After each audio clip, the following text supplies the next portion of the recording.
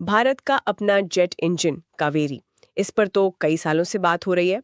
और अब एक बड़ी खबर आई है कि रूस में इसके जरूरी हवाई परीक्षण चल रहे हैं। हाँ, बिल्कुल। ये डीआरडीओ और जीटीआरई के लिए एक बहुत बड़ा अहम कदम है। तो आज हम यही समझने की कोशिश करेंगे कि ये परीक्षण आखिर क्यों हो रहे हैं और कैसे हो रहे हैं। भारत के स्वदेशी रक्षा कार्यक्रम के लिए इसके क्या मायने हैं। चलिए इस पर थोड़ी गहराई से बात करते हैं। जरूर। देखिए, ये कोई मामूली जांच नहीं है। कावेरी का जो इतिहास रहा है उसे देखते हुए ये परीक्षण आप कह सकते हैं एक टर्निंग पॉइंट हो सकते हैं। सही कहा, दशकों की मेहनत है इसके पीछे। बिल्कुल। इतने सालों बाद इसे असल में हवा में परखना, ये अपने आप में एक बड़ी बात है। तो ये परीक्षण चल कैसे रहे हैं? सुना है कि इंजन को रूस के इल्यूशन IL-76 विमान पर लगाया गया है। ये तो काफी बड़ा विमान है। हाँ, IL-76 जो है वो एक तरह का फ्लाइंग टेस्ट बेड है। इतना बड़ा और मजबूत है कि उसमें एक अलग इंजन लगाकर उसे उड़ान की असली परिस्थितियों में टेस्ट किया जा सके। अच्छा। और सबसे जरूरी बात यह है कि रूस के पास न सिर्फ ऐसे विमान हैं, बल्कि इस तरह के हवाई इंजन परीक्षण के लिए जो पूरा तकनीकी ढांचा चाहिए वो भी है, और अनुभव भी।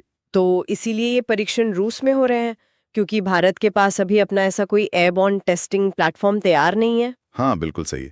देखिए, इस तरह के जो जटिल परीक्षण होते हैं उनके लिए खास तरह की सुविधाएं और एक्सपर्टीज चाहिए होती हैं। हाँ, वो तो है। भारत अभी ये क्षमता बना रहा है, लेकिन फिलहाल रूस के साथ मिलकर काम करना ज्यादा व्यावहारिक है। इससे इंजन के प्रदर्शन का सही आकलन हो सकेगा। समझ गई। मतलब समय बचाने और उनकी विशेषज्ञता का फायदा उठाने की बात है। हाँ, बिल्कुल। मकसद तो जाहिर है, इंजन की फ्लाइट वर्दीनेस यानी उड़ान योग्यता साबित करना। ठीक है। लेकिन उससे भी आगे बढ़कर इसकी परफॉर्मेंस को अलग अलग कंडीशंस में, जैसे कि बहुत ज्यादा ऊंचाई पर टेस्ट किया जा रहा है। हाँ, ज्यादा ऊंचाई पर इंजन का प्रदर्शन तो हमेशा से एक चुनौती रहा है, खासकर लड़ाकू विमानों के लिए। बिल्कुल। और इसके अलावा कई और महत्वपूर्ण पैरामीटर्स हैं जिनकी बारीकी से जांच हो रही है, जैसे कि इंजन कितना थ्रस्ट यानी धक्का पैदा करता है। ये सिर्फ एक नंबर नहीं है। भविष्य के विमानों के लिए जैसे AMCA की बात होती है, उसमें बहुत ज्यादा थ्रस्ट टू वेट रेशियो चाहिए, और यही हासिल करना एक बड़ी चुनौती रही है। सही है। और थ्रस्ट के अलावा और क्या देख रहे हैं? फ्यूल एफिशिएंसी, ईंधन की खपत कितनी है, इंजन चलते समय कंपन का लेवल क्या है, तापमान नियंत्रण कैसा है, ये सब चीजें देखी जा रही हैं। अच्छा। इन सभी आंकड़ों से ही ये पता चलेगा कि क्या ये इंजन वाकई भविष्य के प्लेटफॉर्म्स, खासकर UAVs, शायद ट्रेनर विमानों के लिए फिट बैठेगा या नहीं।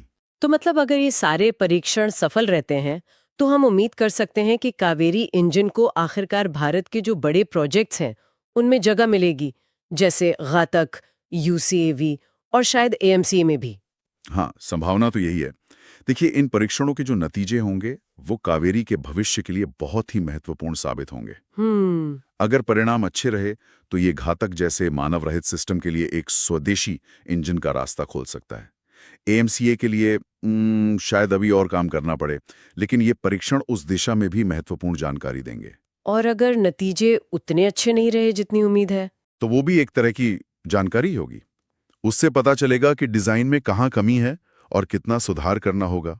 हाँ, ये भी जरूरी है जानना। हो सकता है फिर इंजन को कुछ खास तरह के विमानों के लिए ही ठीक माना जाए, या फिर डिजाइन में बड़े बदलाव करने पड़े।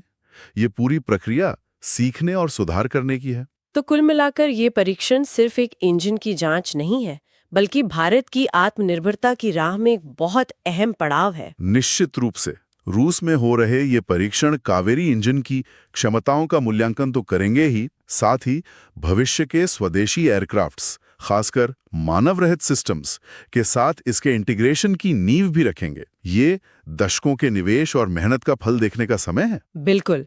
और जाते जाते एक सवाल सबके सोचने के लिए छोड़